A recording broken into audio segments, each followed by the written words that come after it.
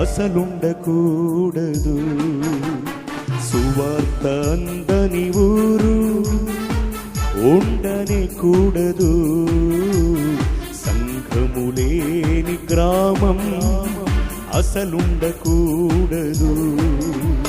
ఇదే ఇదే ఇదే మా లక్ష్యం. ఇదే ఇదే ఇదే మా ఆశయం.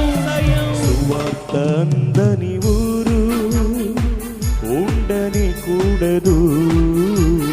సంఘము లేని గ్రామం అసలుండకూడదు.